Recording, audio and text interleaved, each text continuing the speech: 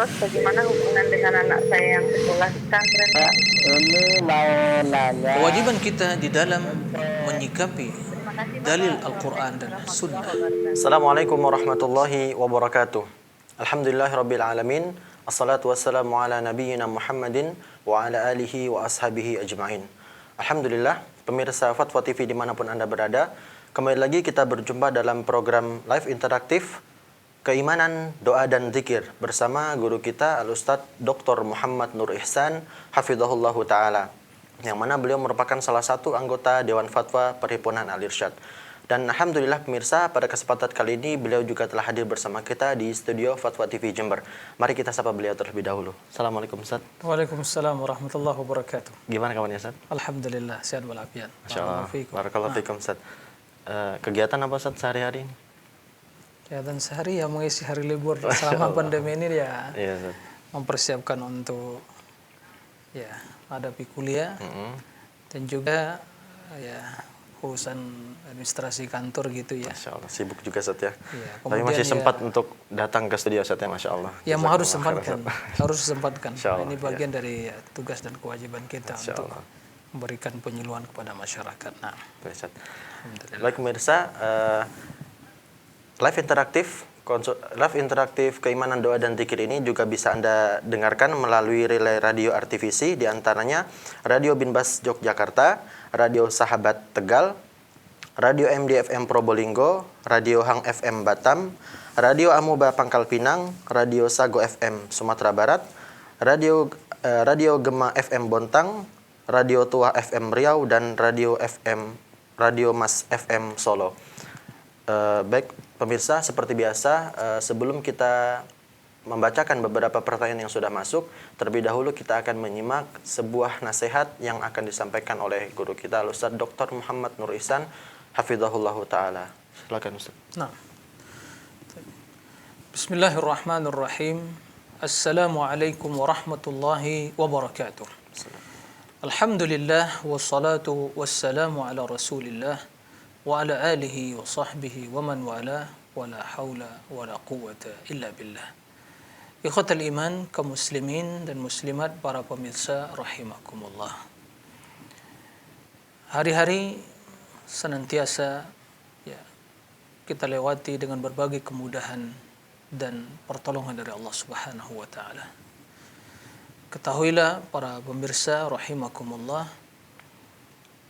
bahwa apa yang telah Allah karuniakan kepada kita semua dan apa yang selalu akan Allah limpahkan kepada kita, sesungguhnya hal itu sebagai bukti bahwa Allah Tabaraka wa Ta'ala Rabbul Alamin, yang maha pengasih lagi maha penyayang, yang menginginkan kebaikan bagi hambanya. Semua hal itu menuntut kita untuk selalu bersyukur. Semua hal itu menuntut kita semua untuk selalu meningkatkan ibadah. Karena ketahuilah, sesungguhnya ibadah dan ketaatan yang kita lakukan merupakan bagian dari bentuk kesyukuran terhadap nikmat dan karunia tersebut. Dan ketahuilah, apapun ibadah dan ketaatan di siang dan di malam hari, di pagi dan di petang hari, dan setiap kesempatan dan keadaan, hari-hari yang kita lewati dan kita manfaatkan semuanya untuk beribadah kepada Allah, ketahuilah sesungguhnya hal itu tidak akan mungkin ya cukup untuk mensyukuri berbagai kenikmatan karunia yang Allah limpahkan kepada kita semua. Cukuplah sebagai kemuliaan bagi kita semua tatkala kita selalu mengakui, selalu berikrar, dan tidak lupa terhadap nikmat tersebut, dan kita sandarkan kepada pemberi nikmat. Wa ma bikum min ni'matin fa min Allah. Tidak satu pun nikmat yang ada pada diri kecuali dari Allah Subhanahu wa taala. Cukuplah juga dalam hal ini sebagai bentuk kesyukuran kita akui nikmat tersebut.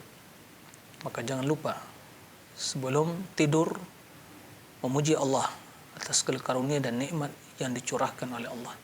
Alhamdulillah alladzi at'amana wa saqana wa kafana wa awana wa kam mimman la kafiya lahu wa la mu'wi.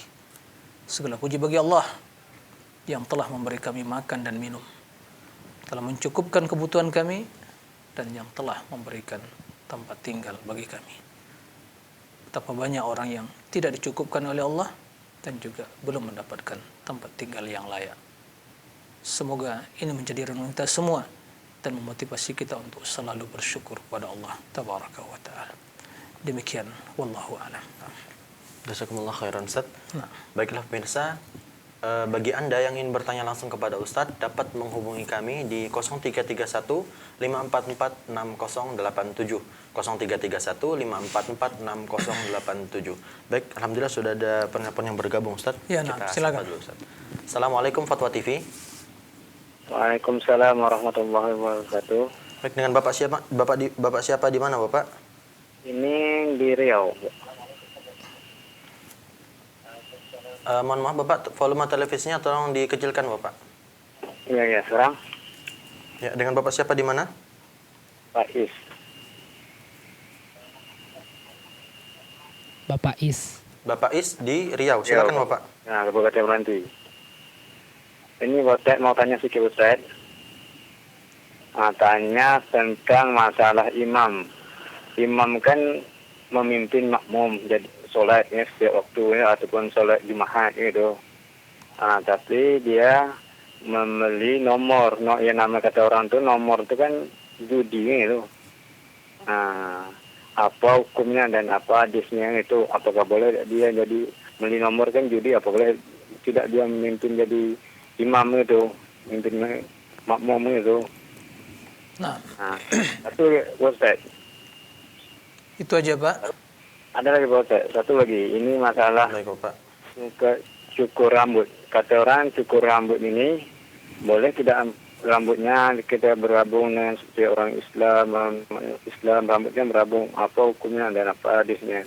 Dan itu kadang apa? Sebentar Pak. Maksud cukur rambut maksudnya menyerupai Itu mode orang-orang apa? Berabung, ada yang muslim, ada yang non muslim itu. Kalau yang non muslim itu kalau rambut dicukur maksudnya atau janggut itu kan dipotong, apakah boleh tidak janggut dipotong ke bagian kita muslim? Apakah hadisnya apa, hukumnya apa menyukurkan rambut itu, menyukurkan rambut ataupun janggut itu? Nah, ada lagi Pak Ustaz, boleh kan? Baik Bapak, mungkin dua cukup pertanyaan dua dulu, aja, Bapak, mungkin ya. beri kesempatan bagi yang lain juga. Nah. Ya, itu ya. Terima kasih Bapak Is. Assalamualaikum warahmatullahi wabarakatuh. Assalamualaikum warahmatullahi wabarakatuh. Ya, Dua nah. pertanyaan Ustaz. Ya, terima kasih kepada Pak Is ya. Di Riau, barakallahu fiik atas pertanyaannya. Yang pertama, seorang imam sholat tapi kerja mungkin berjudi. Ya, qimar yaitu berjudi. Tidak diragukan bahwa berjudi merupakan ya dosa. Dan bila seorang melakukan hal itu ya termasuk orang yang fasik, pelaku dosa. Dan sebagaimana dimaklumi imam itu ya itu jadikan sebagai panutan. Oleh karena itu yang berhak untuk menjadi imam orang-orang yang soleh. Adapun yang fasik, pelaku ya yang terus terang atau ya berani melakukan di hadapan jamaahnya atau mungkin dia berterus terang melakukan perbuatan dosa, ini fasikin, tidak berhak untuk dikedepankan. Karena yang berhak untuk jadikan sebagai panutan diikutilah orang yang baik. Permasalahan dia menyembunyikan itu urusan dia dengan Allah. Tapi tatkala ada ketahuan ya, dilihat dia melakukan perbuatan dosa, dinasihati tidak meninggalkan, malah dia bangga mungkin melakukan hal seperti itu, kemudian setelah itu menjadi sholat bersama kaum muslimin, maka tidak pantas dikedepankan. Cari yang lain ya, cari yang lain, kesolehannya, kemudian bacaannya yang bagus, karena bacaan itu sangat menentukan. Nabi SAW mengatakan aqra'uhum ya ummul qaum aqra'uhum bi kitabillah. Ya, orang yang soleh, jangan orang yang fasik. Nah, ini harus perhatikan. Yang fasik itu harus mengikuti yang soleh. Jangan yang soleh mengikuti yang fasik. Nah, maka tidak pantas dikedepankan. Seandainya dia menjadi imam dan kefasikan dia itu tidak mengeluarkan dari Islam, artinya tidak perbuatan yang menyebabkan dia itu kafir, maka kalau seandainya dia sholat kemudian ada makmum yang sholat di belakangnya, secara hukum syar'inya ya sah sholatnya karena dia masih muslim, kendati pelaku dosa. Karena kaidahnya siapa yang sah sholatnya sah bermakmum di belakangnya. Ya, terlepas dari keutamaan atau ya kurang utama atau kurang keutamaannya. Tapi dalam kondisi seperti tadi, ya jika ada orang yang soleh, yang bagus bacaannya, ya itu harus dikedepankan.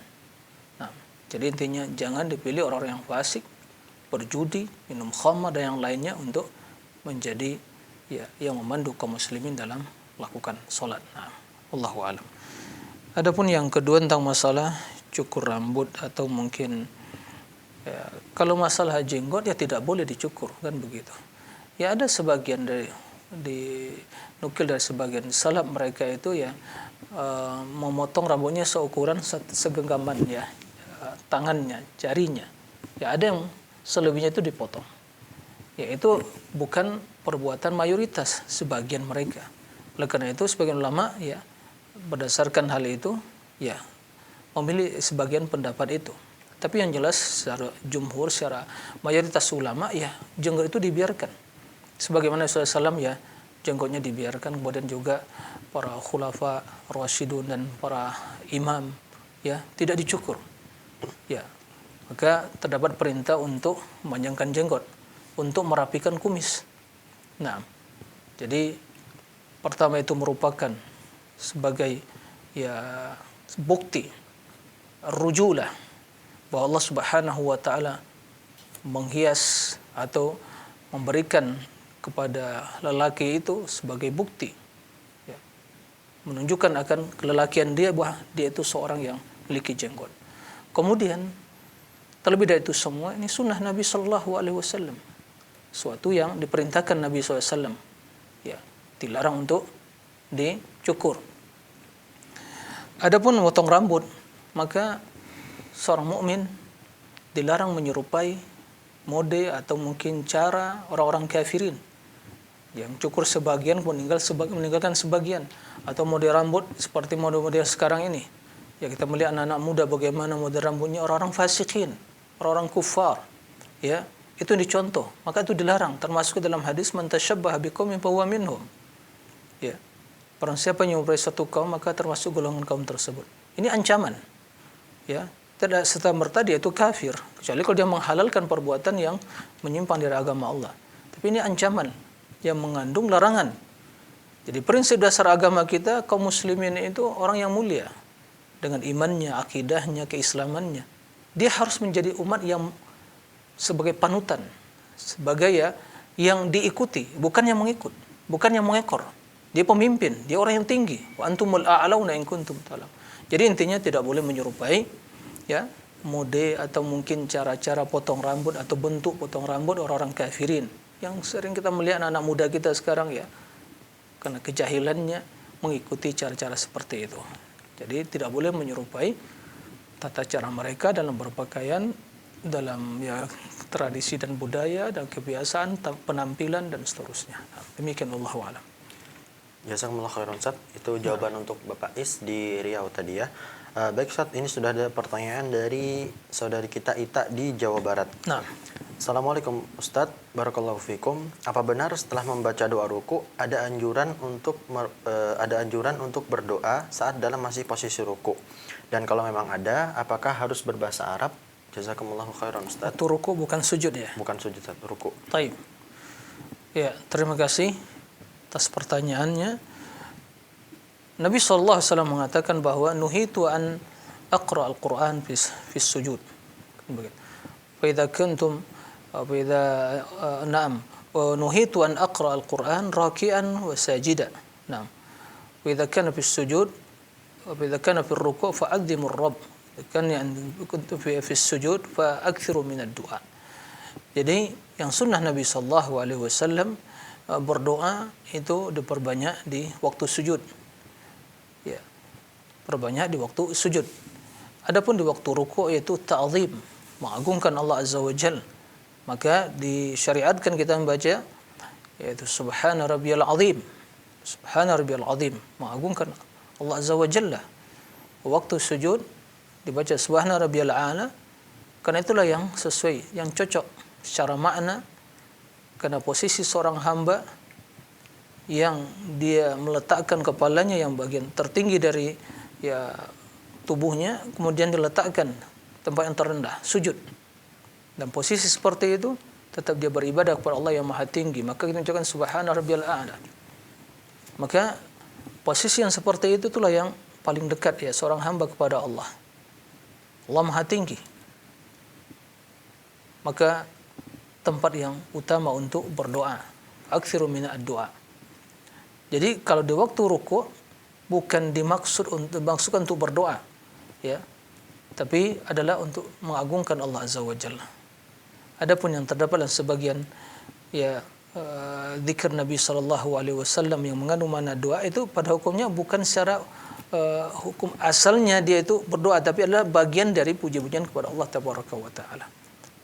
Jadi dalam hal ini dalam ruku' banyak mengagungkan Allah subhanahu wa ta'ala, dan di waktu sujud banyak berdoa kepada Allah Azza wa Jalla. Permasalahan berdoa tentang ya pakai bahasa selain Indonesia ini memang telah pernah dijelaskan sebelumnya.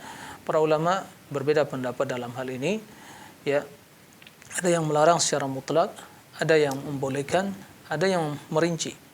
Artinya jika seorang tidak mampu berdoa, ya, setelah dia berdoa subhana rabbiyal a'la, mengucapkan ya pujian tersebut, jika dia tidak mampu sama sekali, ya, maka sesuai dengan hajat dia. Tapi seorang yang mampu berdoa, dia paham bahasa Arab, berdoanya maka berbahasa Arab lah, terutama mengucapkan doa-doa yang diajarkan Nabi sallallahu alaihi wasallam, ya, dan yang ringkas, padat dan syarat dengan makna, dan semua doa-doa Nabi SAW doa yang terbaik. Nah, demikian wallahu a'lam.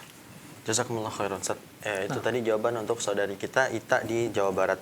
Baiklah pemirsa, kembali kami ingatkan bagi Anda yang ingin bertanya langsung kepada Ustadz, dapat menghubungi kami di 0331 544 6087. Baik, sudah ada telepon yang masuk Ustadz. Kita sapa terlebih dahulu. Assalamualaikum Fatwa TV. Assalamualaikum. Waalaikumsalam. Dengan Bapak siapa di mana, Pak? Dari Fajar di Jakarta. Fajar di Jakarta, silakan Bapak. Ya, alhamdulillah. Bismillah. Assalamualaikum Ustaz. Waalaikumsalam warahmatullahi wabarakatuh. Barakallahu fikum. Ana ingin bertanya Ustaz terkait menjawab setelah iqamah. Apakah itu ada tuntunannya atau ada dalilnya Ustaz? Karena Ana lihat di beberapa tempat setelah qomat itu ada yang menjawab Ustaz, jamaahnya. Apa jawabannya? Ana juga nggak terlalu jelas apa yang Aqamah Allah wa adamaha, begitu? Ya, nggak jelas Ustaz. Alam, cuman Ana cuma sekilas mendengar, kadang kencang kadang pelan. Itu setelah iqamat. Iya, setelah iqamat Ustaz. Itu saja sih Ustaz. Baik. Ana tanyakan. Jazakumullah khairan. Barakallahu fiik. Assalamualaikum warahmatullahi wabarakatuh. Waalaikumsalam warahmatullahi wabarakatuh. Terima kasih untuk Bapak Fajar di Jakarta. Baik. Ya, Ustaz. Barakallahu fiik, Bapak Fajar ya di Jakarta. Sebagaimana kita maklumi, kendati ya iqamat juga dinamakan azan ya. Karena itu seruan juga. Kalau azan yang untuk masuk waktu adalah untuk mengumandangkan seruan azan agar kaum muslimin mengetahui waktu telah masuk. Kalau iqamah adalah untuk ya mendirikan solat. Keduanya menggunakan azan. Tapi dalam sunnah kita mendapatkan bahwa zikir yang secara khusus kita bersalat kemudian berdoa mohon ya wasilah untuk Nabi SAW itu di waktu azan pertama. Ya. Nah, waktu azan pertama selesai. Adapun iqamah tidak ada bacaan khusus.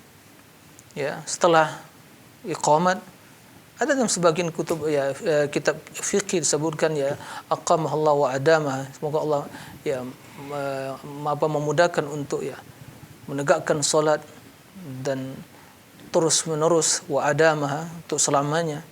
Tapi itu tidak terdapat dalam tuntunan Nabi sallallahu alaihi wasallam. Maka dalam hal ini tidak ada bacaan khusus setelah iqamat tadi. Tidak ada doa khusus setelah iqamat. Yang ada adalah setelah azan sebagaimana yang kita maklumi doanya. Naam, Allahumma rabb hadhihi da'wati tammah sampai akhir dari doa tersebut. Naam, demikian wallahu alam. Jazakumullah khairan Ustaz. Itu tadi jawaban untuk Bapak Fajar di Jakarta. Baik, selanjutnya sudah ada pertanyaan dari Ibu Handayani di Jawa Timur Ustaz. Naam. Assalamualaikum Ustaz. Saya dibesarkan di wilayah yang kental dengan majelis istighosah, zikir, salawat dan sebagainya Ustaz. Bagaimana hukumnya jika saya menghadiri acara tersebut tapi dengan niatan untuk menyambung silaturahim dengan para tetangga Ustaz? Karena saya tinggal di daerah perkampungan. Jazakumullahu khairan. Baik. Terima kasih kepada Ibu Handayani ya di Jawa Timur ya, barakallahu fiik. Secara hukum asal ya, zikir bagus, berselawat bagus. Istighatsah itu kan maksudnya mohon pertolongan. Istaghatha yastaghitsu. Ya. Istaghatha yastaghitsu. Apa maksudnya? Mohon pertolongan. Pertolongan apa? Dalam menghadapi sebuah kesulitan. Ya, agar kita terhindar dari mara bahaya. Nah, itu namanya istighatsah. Berbeda dengan isti'anah. Kedua-duanya sama mohon pertolongan, tapi isti'anah untuk kebaikan. Makanya kita mengucapkan dalam salat sebagai dalam surah Al-Fatihah, iyyaka na'budu wa iyyaka nasta'in. Ya, dalam hadis idza sta'anta fasta'in billah. Ihris ala ma yanfa'u wasta'in billah. Itu semua untuk mendapatkan kebaikan. Nah, untuk menghindari diri dari mara bahaya, ya, kita mohon istighatsah, ghaus, pertolongan untuk membentengi diri. Zikir ya bagus, berselawat bagus, tapi perlu diperhatikan ibadah tersebut. Nah, ini kuncinya. Ibadah tersebut tidak bisa cara pelaksanaannya itu rekayasa kita, nah tradisi dan budaya kita. Maka mohonlah istighatsah kepada Allah dengan cara disyariatkan pertolongan, kemudian ya, dengan berzikir, zikir dianjurkan, dibaca zikir dianjurkan, Nabi SAW diajarkan Nabi SAW, bersalawat juga dengan lafaz salawat yang diajarkan oleh Rasul SAW, jangan ditambah-tambah. Ya, karena itu ibadah. Itu ibadah. Sekarang yang jadi pertanyaan, siapa yang lebih banyak salawatnya kepada Nabi daripada kita? Para sahabat Nabi. Mereka lebih utama, mereka lebih cinta. Tapi pernahkah mereka menambah-nambah salawat? Salawat Abu Bakar, salawat buatan Abu Bakar, salawat buatan Umar, Utsman, Ali, enggak ada. Salawat buatan misalnya imam-imam yang enggak ada. Mereka bersalawat sesuai dengan ya diajarkan Nabi SAW. Maka jika seandainya pelaksanaan ya demikian sesuai dengan tuntunan Nabi SAW, maka dalam hal ini ya silaturahmi ini babnya lain lagi. Ya, dalam silaturahim jangan dipahami silaturahim kita ya sedang ngumpul saja dengan saudara, enggak. Silaturahim itu perlu dipahami. Datang ke sebuah jamaah kajian dan dia bukan bagian dari keluarga kita, itu tidak silaturahim namanya. Secara bahasanya tidak tepat. Rahim itu adalah orang yang memiliki hubungan karib kerabat dengan kita, baik dari jalur ayah kita atau ibu kita. Ya, ada nasab. Itu namanya rahim kita. Adapun tetangga atau mungkin ya sebuah komunitas, itu tidak akan silaturahim. Ya, kalaupun ya kunjungan, tidak akan silaturahim.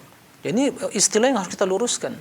Nah, maka dalam pertanyaan tadi tidak tepat namakan silaturahim.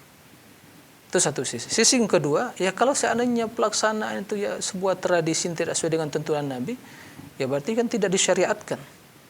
Maka lebih baik dalam hal ini seorang untuk menjelaskan dengan cara yang baik, ya dengan kata-kata yang sopan, tutur kata yang baik, menjelaskan bagaimana sungguhnya ibadah, ya berzikir, mohon pertolongan seperti itu, dan bagaimana bersolat diajarkan Nabi SAW.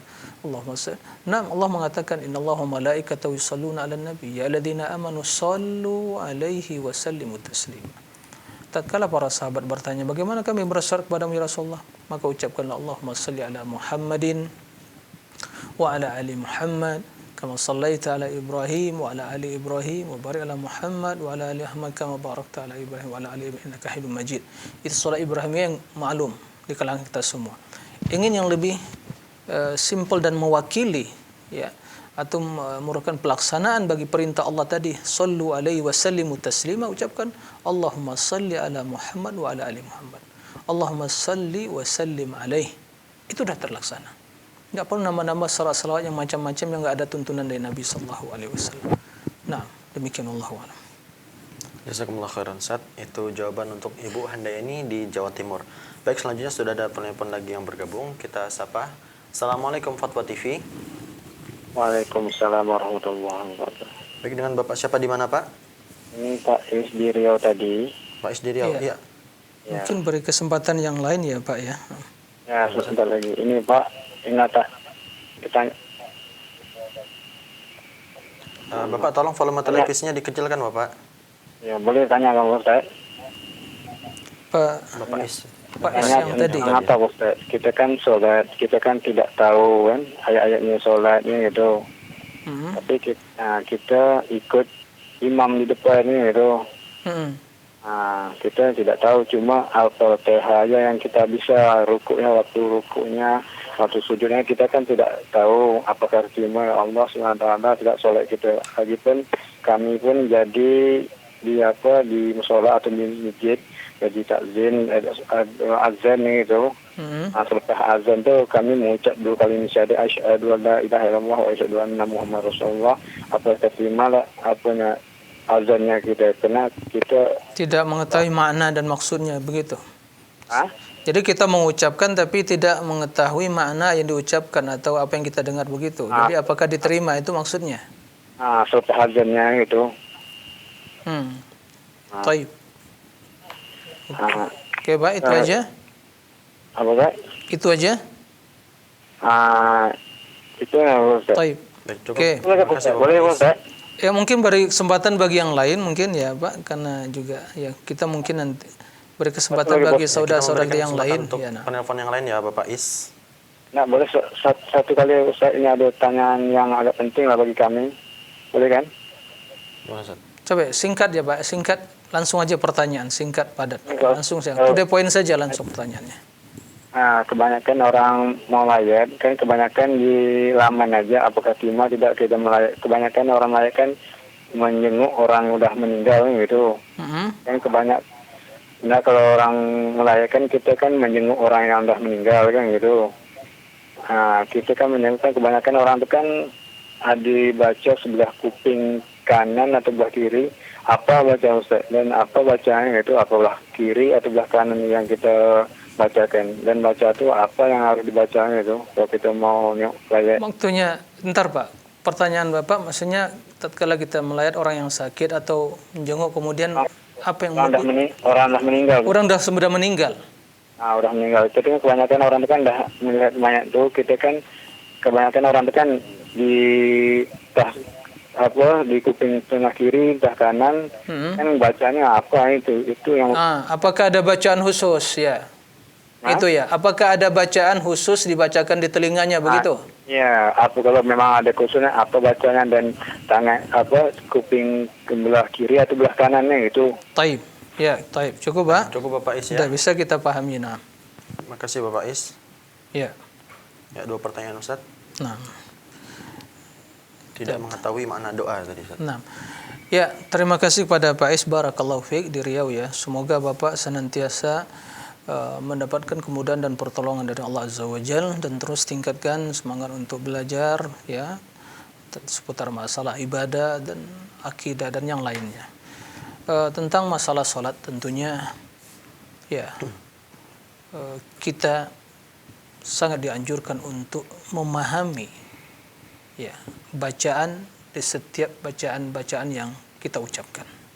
Karena demikian itu akan mendatangkan di antara sebab utama yang akan mendatangkan kekhusyukan dalam sholat tadi. Dan kita mengetahui bahwa ruh dari sholat itu kekhusyukan tadi. Nah, oleh karena itu, tatkala kita membaca Al-Fatihah, kita memahami maksud dari bacaan tadi. Dan begitu juga zikir-zikir yang lain, ya di waktu ruku, di waktu sujud. Nah, itu kita pelajari. Demi Allah, jika kita betul-betul habis waktu kita untuk memahami satu persatu dari bacaan itu, udah lebih baik dari kita habiskan waktu untuk yang sia-sia. Banyak waktu kita yang tersita, Tuhan tidak bermanfaat, habis.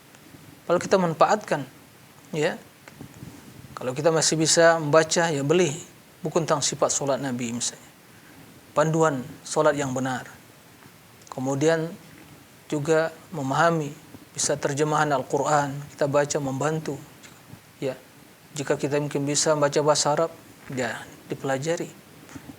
Itu semua adalah hal yang akan datangkan kekhusyukan. Tapi secara hukum, kalau seorang membaca, rukunnya dibaca, Al-Fatihah dibaca, tapi dia mungkin tidak memahami isi kandungannya secara sempurna. Begitu bacaannya juga Subhana Rabbiyal A'la enggak dipahami secara sempurna. Secara hukum sah solatnya. Dia telah melakukan hal yang disyariatkan, baik itu rukun atau wajibnya. Tapi tentu keutamaannya dan tingkat kekhusyukannya berkurang. Kenapa? Dia tidak memaklumi ya apa yang dibaca. Tatkala seorang memohon, tapi dia tidak paham apa yang dipanjatkan, kira-kira bagaimana permohonannya. Tapi bagaimana seorang kalau dia memanjatkan suatu permohonan, dia paham, yang keluar dari lubuk hatinya yang paling dalam dia panjatkan kepada Allah, dengan bahasa dia pahami, maka hasilnya berbeda. Nah, seperti itu. Jadi berusaha. Jadi Pak Alis berusaha terus untuk belajar tentang bacaan-bacaan sholat tadi yang benar. Kemudian yang kedua tadi, apakah ada bacaan ya mayat yang telah meninggal, kemudian didatang kita melayar, kemudian datang dibacakan di telinga kanannya atau kirinya? Tidak ada bacaan khusus. Yang ada itu adalah sebelum dia meninggal waktu sakaratul maut. Maka kita talqinkan, bacakan la ilaha illallah. Dengan perlahan dituntun, ya, dituntun dia dengan cara yang ya jangan bahasa-bahasa yang betul-betul cara perlahan, karena dia menghadapi sesuatu yang luar biasa.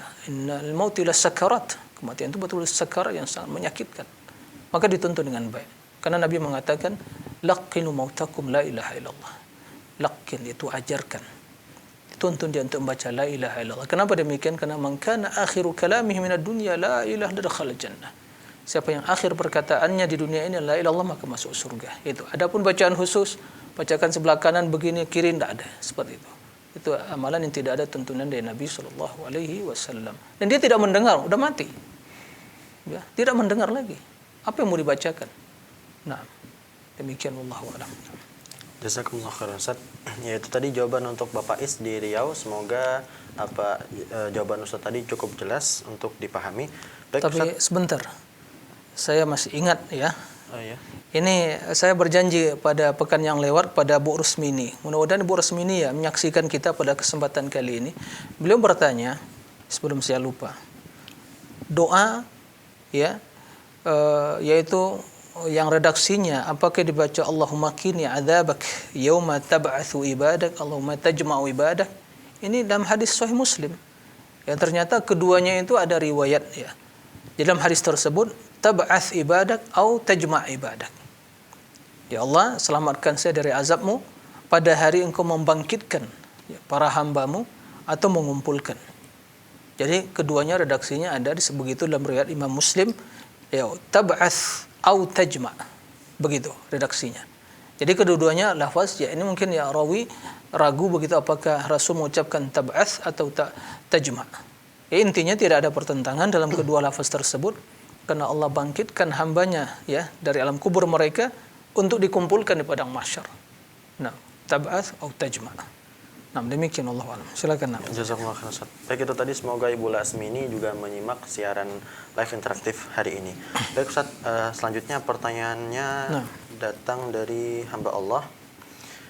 Ustaz, saya adalah tim medis. Bagaimana hukumnya jika saya diminta untuk menjadi tim medis dalam acara memperingati kematian seorang ulama yang diyakini jika memperingati hari kematian tersebut mendatangkan keberkahan Ustaz? Apa hukumnya saya menjadi tim medis di acara tersebut Ustaz? Jazakumullahu khairan. Nah, taib, ini jelas suatu kekeliruan ya. Tidak ada dasarnya sama sekali. Ya, tidak ada dasarnya sama sekali. Kita bertanya, mana yang lebih mulia? Rasul. Mana yang lebih mulia? Abu Bakar. Ya. Tidak ada. Peringatan kematian tidak ada. baik pengkhianatan kelahiran atau kematian nggak ada. Ini sebuah tradisi yang bukan bagian dari syariat Islam. Ya, maka tidak ada amalan-amalan seperti itu tidak disyariatkan. Apalagi meyakini keyakinan yang keliru seperti tadi. Subhanallah. Ya. Seorang yang telah meninggal, dia tidak bisa memberikan manfaat, apalagi memberikan keberkahan.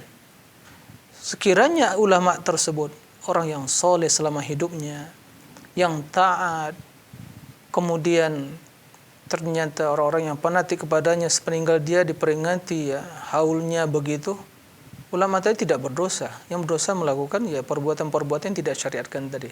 Tapi kalau seandainya disyariatkan, diperintahkan dia kalau saya mati nanti peringati, setiap setahun sekali peringati, begitu, maka dia menanggung dosa juga, mengajarkan sesuatu yang tidak disyariatkan. Tidak ada amalan seperti itu. Tidak pernah para sahabat memperingati kematian Rasul. Siapa lebih mulia daripada Rasul? Baik dalam peringati kelahirannya atau kematian, tidak ada. Ya. Apalagi tambah disematkan ya keyakinan bahwa ini akan mendatangkan keberkahan. Keberkahan datang dari Allah. Orang mati tidak bisa memberikan keberkahan. Dia tidak bisa mendengar. Ya. Dia tidak bisa lagi mendengar. Dia tidak bisa menyelamatkan diri. Kalau keberkahan itu kebaikan, artinya dia akan bisa memberikan kebaikan pada dirinya. Ya. Dia tidak bisa mendengar, tidak bisa memperkenankan doa, tidak memberikan keberkahan. Seandainya kembali kepada yang saya sampaikan tadi, orang yang soleh, yang taat, kemudian di selama dunia dia mengajarkan ilmu kepada masyarakat, lalu masih tinggal keberkahan dia dalam mengikuti ilmu tadi. Dan artian bukan intinya kepada, tapi ilmu yang ditinggal itu mendatangkan keberkahan. Maka kalau diikuti ilmunya yang baik, ilmunya yang sesuai dengan tuntunan Rasul, maka hidup seorang berkah. Bukan karena jasad, bukan karena seorang imam tadi, atau mungkin seorang guru tadi, atau mungkin alim tadi, tapi karena berkat dia mengikuti ilmu yang diwariskannya yang benar tadi. Karena ilmu adalah sumber kebaikan.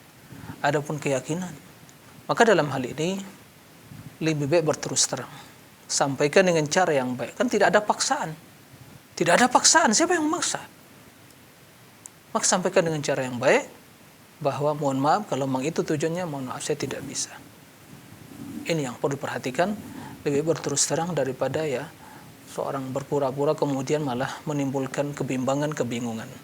As-saraha raha kata orang Arab. Berterus terang itu ketenangan. Nah, karena kita masing-masing mempertahankan amalan kita di sisi Allah Subhanahu wa taala. Nah, demikian Allahu a'lam. Jazakumullah khairan Ustaz. Selanjutnya sudah ada pertanyaan dari saudari Lela di Provinsi Jambi, Ustaz. Nah. Assalamualaikum warahmatullahi wabarakatuh, Ustaz. Suami saya sudah meninggal kurang lebih 1,5 tahun yang lalu. Nah. Adakah doa atau amalan khusus agar dosa-dosa suami saya diampuni dan kami bersatukan kembali di surganya, Ustaz? Jazakumullahu khairan. Baik, mohon maaf ya, kalau nggak salah ini telah kita jawab sebelumnya. Ya, pertanyaan ini telah kita jawab sebelumnya tentang ya apakah ada doa khusus? Ya, tidak ada doa khusus, tapi yang jelas adalah memohon kepada Allah agar suami ibu diampuni dosanya, dirahmati dan ditempatkan tempat yang mulia, dan istiqomalah di atas kebaikan ibu, anak, kemudian kalau cucu ya istiqomah. Karena orang yang istiqomah di atas kebaikan dan suami juga orang yang baik, yang soleh, yang taat, maka Allah akan mengumpulkan mereka. Walladzina dalam Al-Quran disebutkan, dalam Al-Quran disebutkan bahwa Allah akan mengumpulkan, yang maknanya ya Allah akan mengumpulkan orang yang beriman. Walladzina amanu wattaba'athum. Baik, redaksinya walladzina amanu wattaba'athum. Walladzina amanu wattaba'athum dzurriyyatuhum biimanin. Alhaqna bihim dzurriyyatahum wa ma alatnahum min amalihim min syai'. Orang yang beriman dan diikuti oleh keluarga mereka dalam iman, maka akan kami ikut sertakan mereka. Ya, dikumpulkan oleh Allah. Dan Allah tidak akan kurangi kebaikan mereka sedikit pun. Nah, demikian Allahu a'lam. Jazakumullah khairan, Ustaz. Baik pemirsa, kembali kami mengingatkan bagi Anda yang ingin bertanya langsung kepada Ustadz, dapat menghubungi kami di 0331 544 6087. 0331 544 6087. Baik Ustaz, selanjutnya Ada pertanyaan dari Umurayyan Nah, di Kalimantan Utara. Ustadz, apa hukumnya mencium Al-Quran sebagai bentuk kecintaan terhadap mushaf, yang mana pada zaman Rasulullah belum ada mushaf? Jazakumullahu khairan, Ustadz. nah, taib. Terima kasih atas pertanyaan Umurayyan dari Kalimantan. Mencium mushaf, ya memang tidak ada tuntunan Nabi SAW. Rasul tidak melakukannya, kemudian juga sahabat tidak melakukan hal itu, baik yang setelah dikumpulkan mushaf, mereka tidak mencium. Cuma dalam sebagian athar disebutkan ada sebagian salah seorang dari ulama taqaddimin, yaitu dia meletakkan mushafnya, ya mushaf Quran di hadapan dia, kemudian dia mencium. Hada kalamu Rabbi, hada kitabu Rabbi. Nah, dan itu bukan amalan mayoritas. Ya, sebagian atau 1-2 orang melakukan seperti itu. Dan itu pun ya bukan, ya sebagian para ulama, kalaupun itu sahih atharnya dan tujuan dia untuk ta'zim, mengagungkan Al-Quran, tidak lakukan bahwa Al-Quran kalamullah azza wa jalla, wajib diagungkan. Ya, maka itu hanya sebatas ya mubah saja, boleh-boleh saja, tapi bukan suatu ibadah. Maka tidak disyariatkan, secara hukum asalnya tidak disyariatkan. Tapi kalau ada sekali kita melihat ada orang yang karena ya mungkin ta'zim dia pada Al-Quran, dia membaca dan kemudian mencium Al-Quran, ya sebatas itu saja, tidak menjadi sebuah tradisi dia. Ingat, ini yang perlu diperhatikan. Tidak menjadi sebuah tradisi. Setiap baca Al-Quran dicium dulu, setiap baca Al-Quran cium dulu, setiap baca Al-Quran cium dulu. Begitu, maka ini jelas tidak diperbolehkan. Tapi kalau mungkin dia ya terharu begitu, sekali dia tercium begitu, bukan sebuah tradisi dia, maka kita katakan mudah tidak ada masalah, ya hal yang mubah, tapi bukan termasuk dalam ibadah, ya bukan ibadah yang disyariatkan. Nah, itu yang harus diperhatikan. Maka dalam hal ini yang lebih utama tidak melakukan hal itu. Ya, demikian, wallahu alam. Jazakumullah khairan, Ustaz. Itu tadi jawaban untuk Umurayyan di Kalimantan Utara. Baik Ustaz, sudah ada telepon yang bergabung. Nah, silakan. Assalamualaikum Fatwa TV. Ya, halo. Halo, assalamualaikum. Waalaikumsalam warahmatullahi wabarakatuh. Ya, dengan Bapak siapa di mana? Dengan hamba Allah di Sulawesi Barat. Hamba Allah Sulawesi Barat. Silakan Bapak. Assalamualaikum Ustaz. Waalaikumsalam warahmatullahi wabarakatuh. Ana mau tanya Ustaz, masalah seputar zikir setelah sholat. Ya. Kebiasaan di kampung itu kan Ustaz, kalau habis sholat berjamaah itu kan biasanya dipimpin itu zikirnya Ustaz. Itu bagaimana? Apa itu ada contohnya atau bagaimana? Ya. Zikir yang sesuai sunnah itu seperti apa ya? Gimana ya? Baik, cukup Bapak. Ya. Terima kasih Bapak. Terima kasih kepada Bapak yang bertanya dari Sulawesi Barat ya. Jadi bagaimana zikir setelah sholat? Apakah seperti yang dilakukan sebagai kaum muslimin, ya harus dipimpin, dipandu, ya mulai dari balik sampai tuanya dipandu terus? Apa akibatnya? Akibatnya nggak pandai zikir sendiri. Kalau zikir imamnya tidak zikir, dia tidak zikir. Kenapa? Nggak bisa dia. Karena ya dipandu terus, nggak pernah mandiri. Ini akibat diantara akibat hal yang seperti itu. Padahal zikir dia selalu sholat, sehari semalam 5 waktu sholat. Ya. Maka dalam hal ini Nabi SAW adalah yang terbaik, adalah uswah dan qudwah kita. Ya. Laqad kana lakum fi Rasulillah uswatun hasanah liman kana yarjullaha wal yawmal akhir wa dzakarallaha katsiran.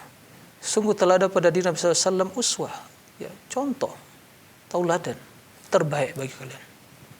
Apa yang ingin kita lakukan? Mau sholat udah ada contohnya, mau zikir udah ada, mau puasa lengkap, udah lengkap, nggak perlu ada ditambah dan dikurangi. Tugas kita mengetahui dan harus membuka diri ya. Jangan fanatik, jangan taklid. Mungkin sebelumnya kita seperti itu didoktrin. Selama itu kita mungkin dididik ya terus dipandu, gak bisa mandiri. Tatkala terbuka pintu ilmu, kita membuka diri bahwa ilmu itu luas. Ternyata ya sunnah Nabi itu masih banyak belum kita ketahui. Nah, berkaitan dengan masalah hal ini, yang sunnah Nabi SAW ya beliau berzikir sendirian. kendati mungkin terdengar oleh para sahabat juga suara beliau, ya, karena mereka mengetahui bagaimana berakhirnya sholat Nabi dengan beliau ya terkadang mengangkat sholat bertakbir begitu. Kemudian dalam hadis Sahih Muslim dan yang lainnya, pertama kali bukti beliau sampaikan assalamualaikum kanan dan kiri, beliau mengucapkan yaitu astaghfirullah, astaghfirullah, astaghfirullah 3 kali. Kemudian Allahumma antas salam wa minkas salam. Nah, sampai akhir zikir yang insyaallah kita dah hafal semua. La ilaha illallah wahdahu la syarika la lahul mulku wa hamdu wa la kulli syai'in qadir. Kemudian Allahumma la mani lima ataita wa la mu'ti lima mana'ta wa la yanfa'u dzal jaddi minkal jadd. Kemudian subhanallah 33 kali. Ya. Kemudian alhamdulillah 33 kali, Allahu akbar 33 kali. Kemudian dilengkapi dengan la ilaha illallah wahdahu la syarika la lahul mulku wa hamdu wa la kulli syai'in qadir. Itu bagaimana Rasul mengatakan? Bagaimana Rasul melakukan? Dengan sendirian. Para sahabat melihat, memperhatikan. Nah, tapi para ulama menjelaskan. Seperti Imam Ibnu Abil Izzuddin mengatakan dan para ulama yang lain, ya, seandainya dalam rangka ta'lim pendidikan, ya, maka tidak ada masalah untuk jangka waktu yang terbatas dipandu. Ustadz memandu murid-muridnya, Pak Yai memandu para santrinya, diajarkan mereka zikir. Karena biasa seperti itu adalah lebih cepat mereka bisa menghafal karena bersama-sama dengan teman-teman yang lain. Tapi setelah itu mereka telah bisa berzikir, dilepas mereka. Dah, sekarang zikir masing-masing. Ustaz tidak mandu lagi, Pak Yai tidak mandu lagi, kalian udah pintar semua. Begitu. Jangan sampai tua juga dipandu sehingga tidak pernah pandai berdoa sendiri. Subhanallah, ajib. Ya, sangat aneh sekali. Padahal setiap waktu sholat, beribadah, tapi tidak bisa zikir sendiri. Kenapa? Efek bahaya dari karena nggak pernah zikir sendiri, terus dipandu. Nah ini masalah. Oleh karena itu berzikirlah sendirian. Itu yang tuntunan Nabi SAW. Nabi mengatakan wa khairul hadi hadi Muhammadin sallallahu alaihi wasallam. Sebaik-baik petunjuk Nabi sallallahu alaihi wasallam. Demikian, wallahu a'lam. Jazakumullah khairan, Ustaz. Itu jawaban untuk hamba Allah di Sulawesi Barat. Selanjutnya Ustaz, ada pertanyaan dari Aldi di Cilegon, Ustaz. Nah, Ustaz, mohon maaf saya ingin bertanya tentang masalah ketuhanan, Ustaz. Karena banyak berita di media sosial untuk merendahkan Islam. Ustaz, bukankah agama yang diridhoi di sisi Allah adalah agama Islam? Lalu kenapa Allah tidak menjadikan manusia itu dalam satu agama saja, yaitu Islam? Dan apa tujuannya dibeda-bedakan, sedangkan semua manusia tidak ada yang mau masuk neraka? Lalu kenapa sekarang sudah terpecah menjadi banyak agama, Ustaz? Mohon jawabannya, Ustaz. Jazakumullahu khairan. nah, taib. Terima kasih kepada Aldi, ya, barakallahu fiik atas pertanyaan. Pertama, satu prinsip yang harus kita yakini dan kita imani sebagai hamba Allah, orang-orang yang beriman, bahwa Allah yaf'alu ma yasha. Yaf'alu ma yurid, fa'alun lima yurid. Yaf'alu ma yasha. Ya. Bahwa Allah melakukan apa saja yang dikehendakinya. Allah melakukan apa saja yang dikehendakinya. La yus'alu amma yaf'alu wa hum yus'alun. Allah tidak ditanya, tidak diminta pertanggungjawaban terhadap perbuatannya. Al-Khaliq, sang pencipta. Ya. Tapi hambanya manusia yus'alun, ditanya, kenapa dilakukan, kenapa ditinggalkan. Ini prinsip. Taib. Kemudian perlu diketahui asal muasal manusia ini diciptakan atas fitrah. Maka Nabi Ibrahim, Nabi Adam, nenek moyang kita, ya, begitu diturunkan ke permukaan bumi, itu semuanya mendidik anaknya di atas tauhid, keimanan kepada Allah Subhanahu wa taala, sesuai dengan kondisi agama atau kondisi zaman tersebut. Tapi intinya mengajak pada tauhid. Tapi ingat, sebagaimana Adam ditipu oleh iblis sehingga menyebabkan dia keluar dari surga, diturunkan ke permukaan bumi, maka iblis adalah terus akan menebarkan, ya, bala tentaranya dan syayatin yang akan menjadi musuh, yang akan berusaha untuk menyesatkan manusia. Maka muncullah kesesatan tadi, muncullah mereka yang kufur kepada Allah, ya, muncullah kesyirikan di umat kaum Nabi Nuh. Ya. Kenapa? Karena syaitan yang selalu mengajak manusia untuk apa? Untuk menjadi penghuni neraka sa'ir bersama syaitan dan iblis. Ya. In hadza aduwwun laka wa li zawjik fala yukhrijannakum minal jannati fatashqa, kata Allah. Wahai Adam, ini musuhmu yang nyata, musuhmu dan musuh istrimu. Maka jangan sampai dia mengeluarkan kalian berdua dari surga. Kalian akan celaka, sengsara. Tapi Allah telah takdirkan karena ada hikmahnya.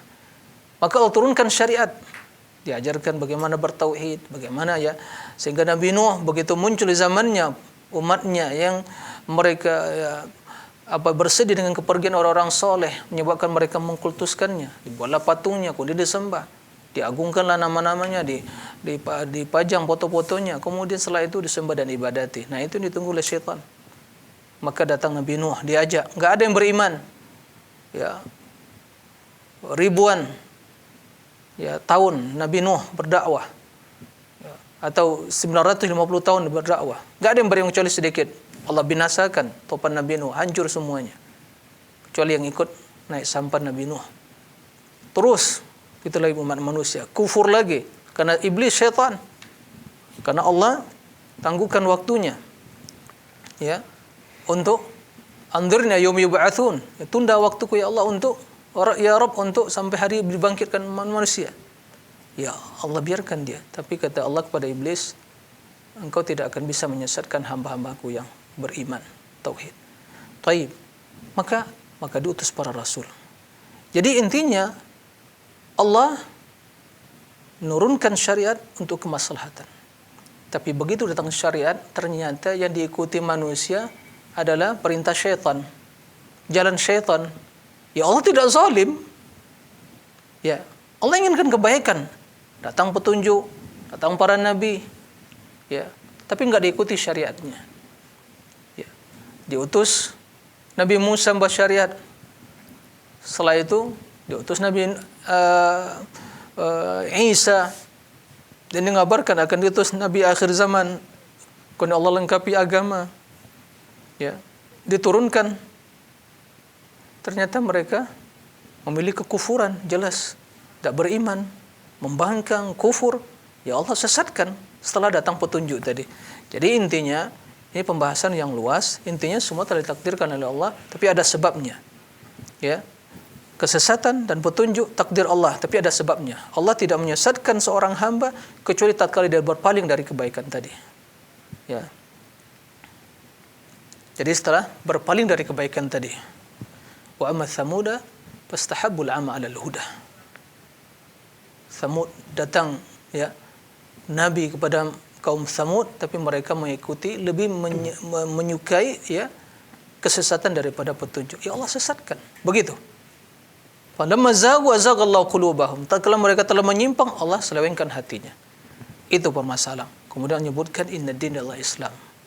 Jadi itu hikmahnya, dan masih banyak hikmah yang lain. Tapi intinya kembali kepada pertanyaan, jawaban yang pertama tadi, jangan menanyakan perbuatan Allah. Jangan tanyakan, karena Allah yaf'alu ma yasha.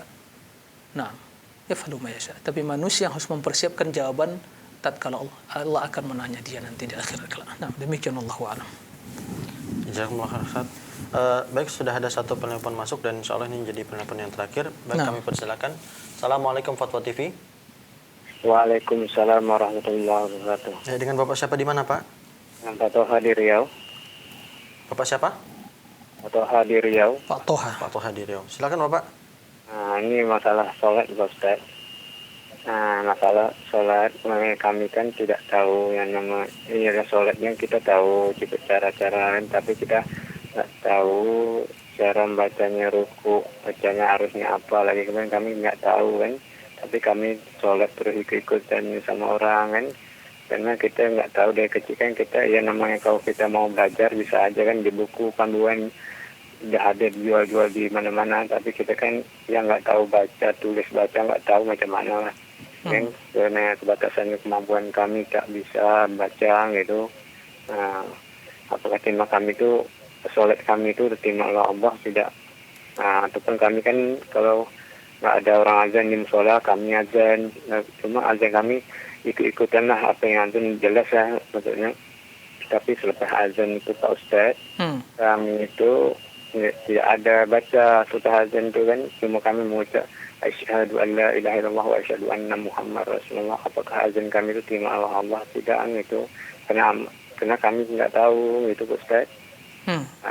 Nggak tahu, karena kalau mau belajar kan di mana-mana buku kan ada jual baik itu tentang sholat, ayatnya ruku, ayatnya sujud ini kan, karena kami nggak tahu baca tulis ini itu. Apakah terima tidak? Kalau setiap kami jadi makmum ya ruku imam ruku kami, tapi kami cuma baca al-fatihah, cuma kata al-fatihah lah gitu ya. Naam. Ada apa terima Allah tidak Ustaz itu Ustaz. Taib. Baik, cukup Bapak Toha, sudah kami terima pertanyaannya. Baik, 2 pertanyaan Ustaz. Ya, terima kasih kepada Pak Toha, barakallahu fiik. Saya berdoa semoga Pak Toha ya alhamdulillah menyadari hal itu. Maka pesan saya mulai dari sekarang teruslah belajar, bertanya dan tanya para ustadz yang paham tentang ilmu agama, kira-kira apa buku yang bisa jadi panduan ya. Ala kulli hal bagaimanapun ya, ini adalah suatu ya pertanyaan yang mungkin mewakili sekian ya pertanyaan yang lain, bagaimana kondisi sebenarnya kaum muslimin ya. Alhamdulillah di zaman sekarang ini ada banyak media dan sarana untuk bisa mendapatkan ilmu, maka tidak ada alasan lagi untuk bermalasan. Alhamdulillah dengan cara seperti ini ya. Ini pertanyaan Bapak singkat ya dan pendek, tapi jawabannya ini panjang ya. Tapi intinya adalah bersungguh-sungguhlah, fattaqullaha mastata'tum ya. Kalau ini mungkin keteledoran kita sebelumnya, tidak perhatian mungkin terhadap agama, atau mungkin bagaimana sholat, selama ini kita hanya mungkin sebuah tradisi saja, ritual saja, belum meresapi maknanya dan betul menjadikan sebagai kebutuhan hidup kita, dan ini mungkin modal hidup, inilah kewajiban agama, kewajiban kita sebagai hamba Allah ya. Ala kulli hal bagaimanapun ya, tetap terus bersemangat, belajarlah. Naam. Kemudian selama Pak Toha dan mungkin yang saudara-saudara yang lain terus belajar, terus ingin mendalami agama, kemudian terus dia beramal siapa yang dia ketahui, maka bi'idznillah ya itu yang mampu dia lakukan, tapi terus dia meningkatkan ya. Rukunnya dibaca, wajibnya dibaca. Nah, seperti itu ya. Maka insya Allah sholatnya diterima oleh Allah Subhanahu wa taala. Tapi terus tingkatkan kesempurnaannya. Adapun masalah azan tadi memang tidak ada juga ya. Kalaupun tidak dibaca di penghujung azan tadi doa yang khusus, ya itu tidak masalah, sah azannya. Tapi jelas secara keutamaan dia kehilangan keutamaan karena tidak membaca doa di penghujung azan tadi. Jadi intinya kalau bersama imam, jelas bacaan imam tadi itu jelas akan menyempurnakan kekurangan bacaan makmum. Kekurangan bacaan makmum.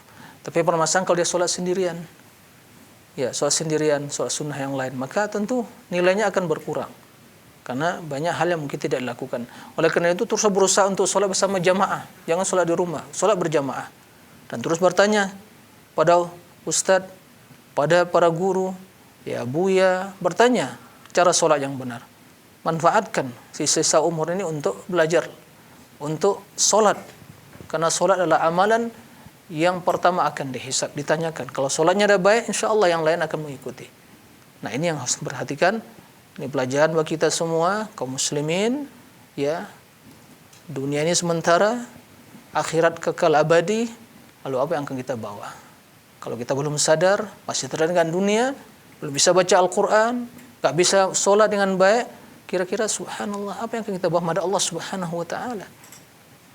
Jadi mari kita semua ya niatkan ikhlas. Enggak usah ya beralasan, enggak usah ya kita itu mengingat yang lain, oh ya nanti kalau begini saya nanti akan dikucilkan. Kalau begini nanti di akhirat tidak menanyakan hal itu, ditanyakan apa yang kamu lakukan. Nah, taib. Demikian para pemirsa ya yang bisa dijawab pada kesempatan kali ini. Wallahu a'lam wa sallallahu wasallam bina Muhammad wa alihi wasallam walhamdulillahirabbil alamin. Alhamdulillahirabbil alamin. Jazakumullah khairan Ustaz. Baiklah pemirsa, itulah tadi live interaktif keimanan, doa dan zikir bersama Ustaz Dr. Muhammad Nur Ihsan hafizahullah taala. Dan pemirsa, informasi seputar Dewan Fatwa Perhimpunan Al-Irsyad Fatwa TV dan juga pertanyaan-pertanyaan yang sudah masuk di Fatwa TV dan sudah dijawab dapat Anda akses melalui www.dewanfatwa.com. Kami akhiri. Assalamualaikum warahmatullahi wabarakatuh. Ya Allah. Terus bagaimana hubungan dengan anak saya yang sekolah pesantren? Ini mau nanya. Kewajiban kita di dalam menyikapi Terima kasih Bapak. dalil Al-Quran dan Sunnah Warahmatullahi wabarakatuh.